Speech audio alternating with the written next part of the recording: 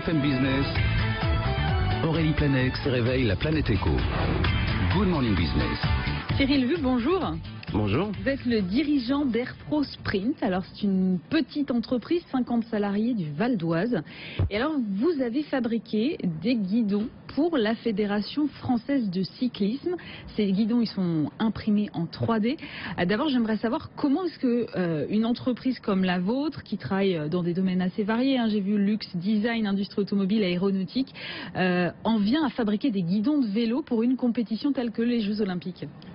En fait, c'est une histoire qui prend ses débuts il y a quelques années. En fait, la FFC constate que les coureurs français sont un petit peu en retrait par rapport notamment à une équipe anglaise au JO il y a 4 ans. Le constat est fait. Ils décident donc de contacter une soufflerie, le GIE S2A, donc une soufflerie spécialisée dans l'optimisation, on va dire, aérodynamique. Ouais. Et puis le constat est fait que c'est notamment, donc ça permet d'optimiser en fait vraiment la posture du cycliste, du coureur, du vélo, mais le constat est fait que les guidons qui sont utilisés sont des guidons qui sont vraiment qui mériteraient d'être améliorés. Du coup, voilà, l'équipe de Marc Pajon travaille sur un nouveau guidon, un nouveau design, avec une rigidité et puis un aérodynamisme nouveau. Et au moment de le fabriquer, seule la fabrication additive, donc ce qu'on appelle aussi l'impression 3D, Ouais. permet de réaliser un tel guidon, puisque l'intérieur en fait est fait en structure lattice. Donc voilà, Structure lattice, pardon. Structure lattice, la structure lattice la plus connue, je m'amuse à dire que c'est la Tour Eiffel. Donc voilà un enchevêtrement de matière. Donc c'est pas démoulable, on peut pas fabriquer ce guidon. Une machine-outil normale ne peut pas le faire. Non, voilà, on peut pas l'usiner, on peut pas le mouler, même si souvent les guidons sont faits en carbone. En carbone, on pourrait pas avoir cette structure à l'intérieur. De ce fait, le guidon est vraiment léger, très aérodynamique et puis surtout très rigide, puisqu'il faut savoir que au départ, les cyclistes exercent des efforts très importants sur ce guidon. Une partie, les efforts complets passent entre autres par le guidon, puisque c'est le point d'appui au moment où le cycliste va appuyer vraiment de toutes ses forces sur les pédales pour gagner de précieuses secondes. Donc voilà, le Marc Pajon nous contacte et nous demande si on peut participer à l'aventure et fabriquer les guidons Jet One pour les JO de Rio. Jusque-là, vous n'aviez jamais travaillé avec le monde du cyclisme ? On avait déjà travaillé avec le monde du cyclisme, avec par exemple une marque qui s'appelle Commensal, qui est basée à Andorre et qui fabrique des vélos, des VTT ou des vélos de descente, des vélos de route. On avait déjà assez souvent travaillé pour eux, oui, et c'est encore le cas.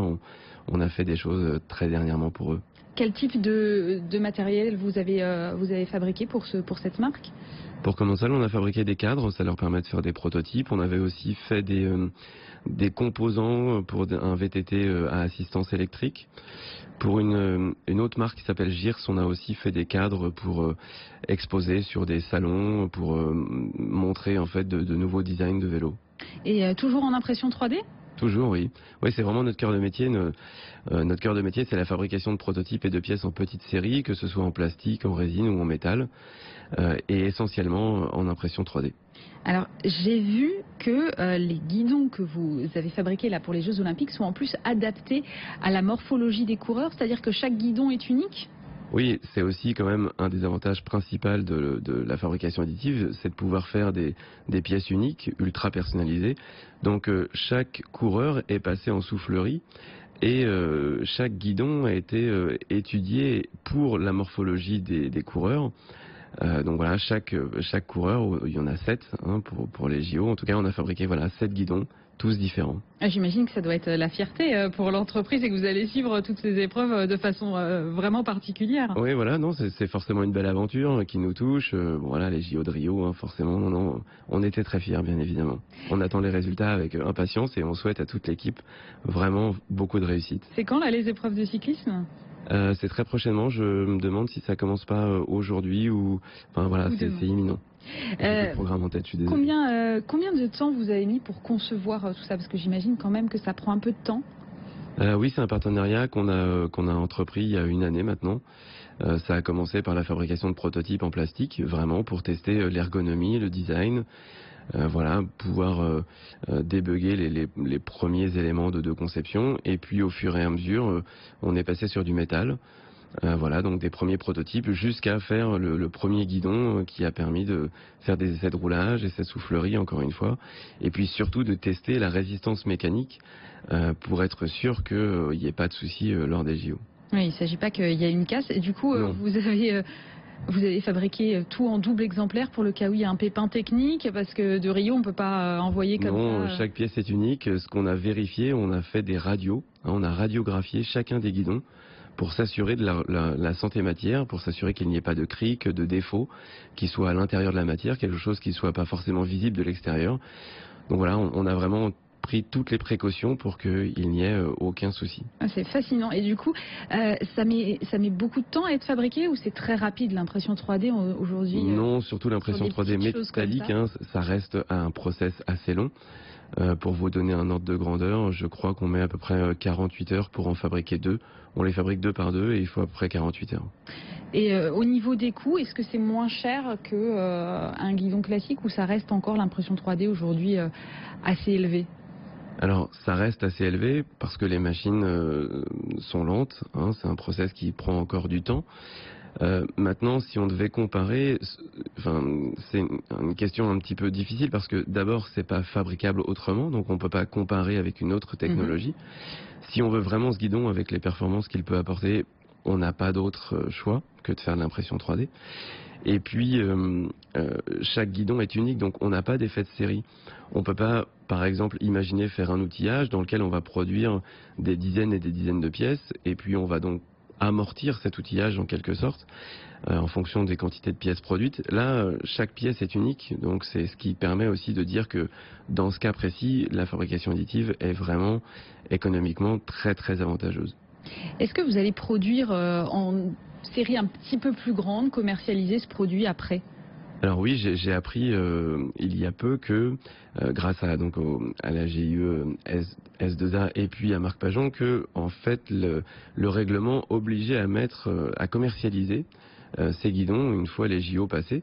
Donc c'est une obligation légale. Oui, c'est une obligation. C'est dingue. Oui, il semblerait que c'est une obligation. Donc le GIE va bien commercialiser ces guidons, donc on pourra très bien acheter par la suite ces guidons, voilà, tout en les contactant tout simplement sur leur site internet. Il y aura un lien et on pourra choisir parmi les 7 guidons qui ont été fabriqués celui qu'on veut. Il y aura même un pack un peu plus haut de gamme qui sera proposé où un coureur professionnel ou un passionné pourra venir en soufflerie avec son vélo, être testé et on pourra lui dessiner et fabriquer un guidon à sa mesure. Oui, j'ai vu que de toute façon c'était déjà le cas pour certains grands cyclistes. Je pense au Britannique Bradley Wiggins là, qui a battu, je crois, en juin un record d'1 heure sur piste en Angleterre avec un guidon 3D. Est-ce qu'il y a d'autres sports avec lesquels vous pourriez travailler? Les sports mécaniques, c'est déjà le cas. On travaille pour Citroën Racing, par exemple. Donc les sports mécaniques sont bien évidemment une cible déjà depuis longtemps. Mais après, oui, je pense que on peut très bien, je sais pas, je pense à ça parce qu'on vient de voir des images des JO et de l'équitation. On pourrait très bien imaginer fabriquer des étriers en fabrication additive. Voilà, je crois qu'il n'y a pas vraiment de limite. Et c'est quelque chose aussi que vous pourriez exporter. Vous pourriez vous envisager de collaborer par exemple avec des équipes internationales. C'est quelque chose à quoi vous avez déjà réfléchi ou pour l'instant à votre échelle, finalement on en est encore au début et ça suffit pour l'instant? Non, je pense que pour nous c'est un petit peu nouveau. Non, j'avais pas encore forcément réfléchi à l'exportation, mais si des équipes internationales nous contactent, on aura grand plaisir à leur répondre, bien évidemment. Merci beaucoup Cyril Vu. Je rappelle donc que vous êtes le directeur d'Airpro Sprint, la société qui fabrique en France, dans le Val d'Oise, les guidons des cyclistes français aux Jeux Olympiques de Rio. Merci Aurélie.